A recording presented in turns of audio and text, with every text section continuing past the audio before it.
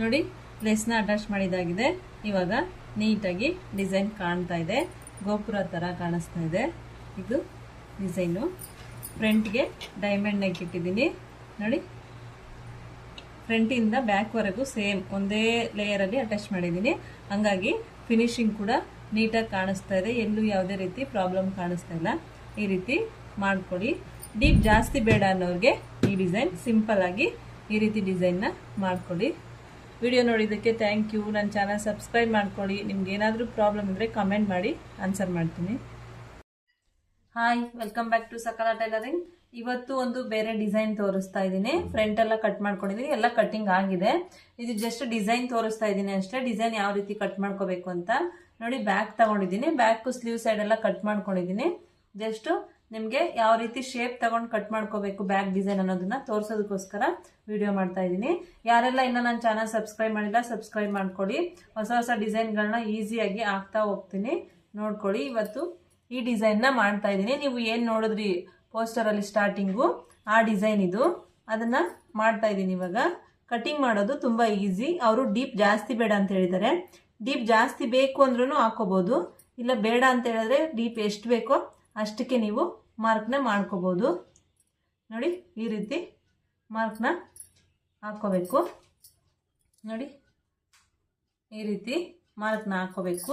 Mark ಏನು ಹಾಕೊಂಡಿರ್ತೀರ ನೀವು, ಆ ಮಾರ್ಕು ಕರೆಕ್ಟಾಗಿ ಕಟ್ ಮಾಡ್ಕೋಬೇಕಾಗತ್ತೆ. ಶೇಪ್ನ ನೀಟಾಗಿ ಈ ರೀತಿ ತಗೊಂಡು ಕಟ್ ಮಾಡ್ಕೋಬೇಕು. ಇದು ಕಟ್ಟಿಂಗು ಸ್ಟಿಚಿಂಗು ಎರಡೂ ನೋಡಿದ್ರೆ ಶೇಪ್ ಯಾವ ರೀತಿ ಬಂತು ಅಂತ ನಿಮಗೆ ಅರ್ಥ ಆಗುತ್ತೆ. ಇವಾಗ ಕಟ್ ಮಾಡ್ಕೋತೀನಿ. ನೆಕ್ಸ್ಟ್ ಸ್ಟಿಚಿಂಗ್ ಮಾಡೋದು ಹೇಗೆ ಅಂತ ಹೇಳ್ಕೊಡ್ತೀನಿ. ಮಾರ್ಕ್ ಹಾಕೋದು ಈ ರೀತಿ ಮಾರ್ಕ್ ಹಾಕೊಳ್ಳಿ. ಇದೇ ರೀತಿ ಶೇಪ್ಗಳನ್ನ ತಗೊಂಡು ಮಾರ್ಕ್ ಹಾಕೊಂಡು ಮಾಡ್ಬೋದು ನೀವು. ನೋಡಿ ಈ ರೀತಿ ಬಂದಿದೆ. ಅವರು ಡೀಪ್ ಕಮ್ಮಿ ಕೇಳಿರೋದ್ರಿಂದ ಇಷ್ಟು ಇಟ್ಟಿರೋದು. ಡೀಪ್ ಜಾಸ್ತಿ ಇಟ್ಟರೆ ಇನ್ನ ತುಂಬಾ ಚೆನ್ನಾಗಿ ಬರುತ್ತೆ. ಅದು ಇಲ್ಲಿವರೆಗೂ ಡೀಪ್ ಇಟ್ಟರೆ ತುಂಬಾ ಚೆನ್ನಾಗಿ ಬರುತ್ತೆ. ಇವರು ಡೀಪ್ ಬೇಡ ನಮಗೆ ಅಂತ ಹೇಳಿದ್ದಾರೆ, ಅದಕ್ಕೋಸ್ಕರ ಇಷ್ಟು ಇಟ್ಟಿದ್ದೀನಿ. ನೋಡಿ ಕಮ್ಮಿ ಡೀಪಲ್ಲೂ ಡಿಸೈನ್ಗಳನ್ನ ಹೊಲ್ಕೋಬಹುದು ನೀವು. ನಾವು ಡೀಪೇ ಜಾಸ್ತಿ ಇಡಬೇಕು, ಅದಕ್ಕೆ ಆ ಡಿಸೈನ್ಗಳು ಹಾಕಕ್ಕಾಗಲ್ಲ ಅಂತೆಲ್ಲ ಬೇಜಾರು ಮಾಡ್ಕೋಬೇಡಿ. ಕಮ್ಮಿ ಡೀಪಲ್ಲೂ ಈ ರೀತಿ ಡಿಸೈನ್ಗಳನ್ನ ಮಾಡ್ಕೊಂಡು ಹೊಲ್ಕೋಬಹುದು ನೀವು. ಬನ್ನಿ ಇವಾಗ ಸ್ಟಿಚಿಂಗ್ ಸ್ಟಾರ್ಟ್ ಮಾಡೋಣ. ಕಟಿಂಗ್ ಮುಗ್ದಿದೆ, ಇವಾಗ ಸ್ಟಿಚಿಂಗ್ ಮಾಡೋಣ. ಸ್ಟಿಚಿಂಗಿಗೆ ಫ್ಯೂಸಿಂಗ್ ತಗೊಂಡಿದ್ದೀನಿ. ಫ್ಯೂಸಿಂಗ್ನ ಈ ರೀತಿ ಕೆಳಗಡೆ ಹಾಕೊಂಡಿದ್ದೀನಿ. ಫ್ಯೂಸಿಂಗ್ ಇಲ್ಲ ಅಂದ್ರೂ ಹೊಲ್ಕೊಡಿ, ಏನು ಪ್ರಾಬ್ಲಮ್ ಆಗಲ್ಲ. ಅಂದರೆ ಇದು ಪರ್ಫೆಕ್ಟಾಗಿ ಕುತ್ಕೋಬೇಕು ಅನ್ನೋದಕ್ಕೋಸ್ಕರ ಫ್ಯೂಸಿಂಗ್ ಆಗ್ತಿರೋದು. ಫ್ಯೂಸಿಂಗ್ನ ಅಂಟಿಸ್ಕೊಳ್ಳೋದಕ್ಕೆ ಈ ರೀತಿ ಗಮ್ನ ಹಾಕ್ತಾ ಇದ್ದೀನಿ ನಾನು. ನೀವು ಗಮ್ ಇಲ್ಲ ಅಂದರೆ ಐರನ್ ಮಾಡ್ಕೋಬೋದು, ಐರನ್ನಲ್ಲೂ ನೀಟಾಗಿ ಕೂರುತ್ತೆ. ಫ್ಯೂಸಿಂಗ್ನ ಕಟ್ ಮಾಡ್ಕೊಂಡಿಲ್ಲ. ಮತ್ತು ಆ ಶೇಪ್ ಏನಿದೆ ಶೇಪಿಗೆ ಮಾತ್ರ ಹಾಕ್ತಾ ಇದ್ದೀನಿ ಫ್ಯೂಸಿಂಗು, ಫುಲ್ ಹಾಕ್ತಾ ಇಲ್ಲ. ಈ ರೀತಿ ಇಟ್ಕೊಂಡು ಈ ರೀತಿ ಗಮ್ನ ಹಾಕ್ಕೊಂಡು ಅದನ್ನು ಉಲ್ಟಾ ಮಾಡಿಕೊಂಡು ನೀಟಾಗಿ ಈ ರೀತಿ ಹಾಕ್ಕೊಡಿ.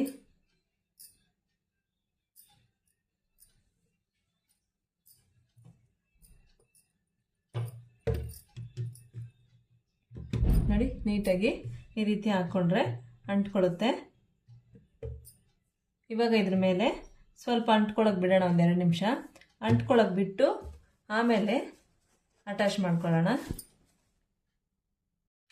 ಇವಾಗ ನೋಡಿ ಕೆಳಗಡೆಗೆ ಈ ರೀತಿ ಹಾಕ್ಕೊಂಡಿದ್ದೀನಿ, ಅದು ಅಂಟ್ಕೊಂಡಿದೆ ಫ್ಯೂಸಿಂಗು. ಫ್ಯೂಸಿಂಗ್ನ ಈ ರೀತಿ ಮೇಲ್ಗಡೆ ಬರೋ ಥರನೇ ಹಾಕ್ಕೊಳ್ಳಿ. ಮತ್ತು ಫಸ್ಟು ಕೆಳಗಡೆ ಏನಿದೆ ಕೆಳಗಡೆನ ಅಟ್ಯಾಚ್ ಮಾಡ್ಕೊಂಬಿಡಿ ಕೆಳಗಡೆ, ಆಮೇಲೆ ಇಲ್ಲಿ ಮಾಡ್ಕೊಳ್ಳೋಣ. ಇವಾಗ ಕೆಳಗಡೆ ಅಟ್ಯಾಚ್ ಮಾಡ್ಕೊಂಡಾಯ್ತು. ಇವಾಗ ಫ್ಯೂಸಿಂಗ್ ಏನು ಹಾಕಿದ್ದೀನೋ ಅಲ್ಲಿ ಮಾಡ್ಕೊಳ್ಳೋಣ.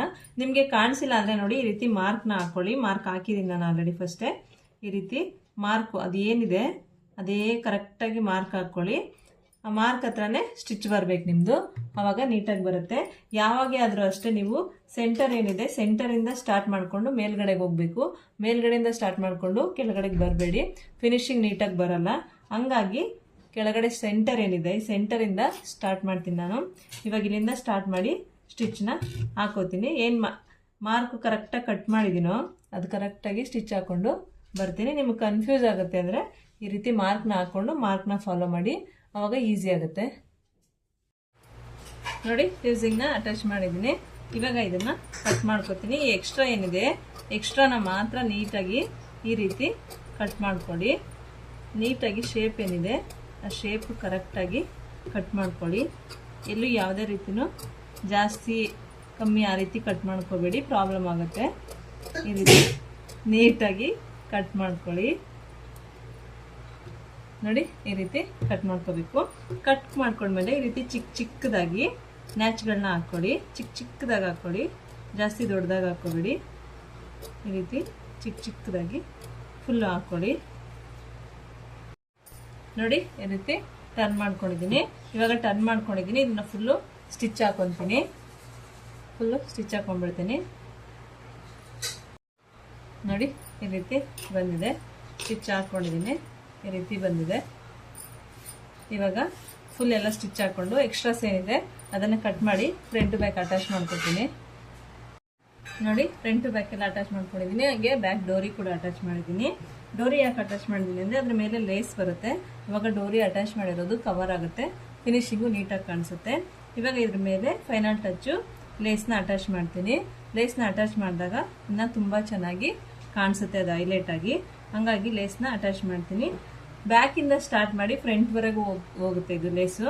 ಹಂಗಾಗಿ ಫ್ರಂಟ್ ಟು ಬ್ಯಾಕ್ನ ಅಟ್ಯಾಚ್ ಮಾಡಿದ್ದು. ಸ್ಟಾರ್ಟಿಂಗಲ್ಲೇ ಅಟ್ಯಾಚ್ ಮಾಡಿದ್ರೆ ಇಲ್ಲಿ ಜಾಯಿಂಟ್ ಮಾಡೋದ್ರಿಂದ ಅದೊಂಥರ ಕಾಣಿಸುತ್ತೆ, ನೀಟಾಗಿ ಕಾಣಿಸಲ್ಲ. ಹಂಗಾಗಿ ಅಟ್ಯಾಚ್ ಮಾಡಿದ್ಮೇಲೆ ಲೇಸ್ನ ಅಟ್ಯಾಚ್ ಮಾಡಿದ್ರೆ, ಫ್ರಂಟ್ ಟು ಬ್ಯಾಕ್ ಎರಡು ಅಟ್ಯಾಚ್ ಮಾಡಿದ್ಮೇಲೆ ಲೇಸ್ನ ಅಟ್ಯಾಚ್ ಮಾಡಿದ್ರೆ ಚೆನ್ನಾಗಿ ಕಾಣಿಸುತ್ತೆ ಫಿನಿಶಿಂಗು. ಈ ರೀತಿ ಮಾಡ್ಕೊಡಿ. ನೋಡಿ ಲೇಸ್ನ ಅಟ್ಯಾಚ್ ಮಾಡಿದಾಗಿದೆ. ಇವಾಗ ನೀಟಾಗಿ ಡಿಸೈನ್ ಕಾಣ್ತಾ ಇದೆ, ಗೋಪುರ ಥರ ಕಾಣಿಸ್ತಾ ಇದೆ. ಇದು ಡಿಸೈನು. ಫ್ರಂಟ್ಗೆ ಡೈಮಂಡ್ ನೆಕ್ ಇಟ್ಟಿದ್ದೀನಿ. ನೋಡಿ ಫ್ರಂಟಿಂದ ಬ್ಯಾಕ್ವರೆಗೂ ಸೇಮ್ ಒಂದೇ ಲೇಯರಲ್ಲಿ ಅಟ್ಯಾಚ್ ಮಾಡಿದ್ದೀನಿ. ಹಂಗಾಗಿ ಫಿನಿಶಿಂಗ್ ಕೂಡ ನೀಟಾಗಿ ಕಾಣಿಸ್ತಾ ಇದೆ, ಎಲ್ಲೂ ಯಾವುದೇ ರೀತಿ ಪ್ರಾಬ್ಲಮ್ ಕಾಣಿಸ್ತಾ ಇಲ್ಲ. ಈ ರೀತಿ ಮಾಡ್ಕೊಳ್ಳಿ. ಡೀಪ್ ಜಾಸ್ತಿ ಬೇಡ ಅನ್ನೋರಿಗೆ ಈ ಡಿಸೈನ್ ಸಿಂಪಲ್ ಆಗಿ ಈ ರೀತಿ ಡಿಸೈನ್ನ ಮಾಡ್ಕೊಳ್ಳಿ. ವಿಡಿಯೋ ನೋಡಿದ್ದಕ್ಕೆ ಥ್ಯಾಂಕ್ ಯು. ನನ್ನ ಚಾನಲ್ ಸಬ್ಸ್ಕ್ರೈಬ್ ಮಾಡ್ಕೊಳ್ಳಿ. ನಿಮ್ಗೆ ಏನಾದರೂ ಪ್ರಾಬ್ಲಮ್ ಇದ್ದರೆ ಕಮೆಂಟ್ ಮಾಡಿ ಆನ್ಸರ್ ಮಾಡ್ತೀನಿ.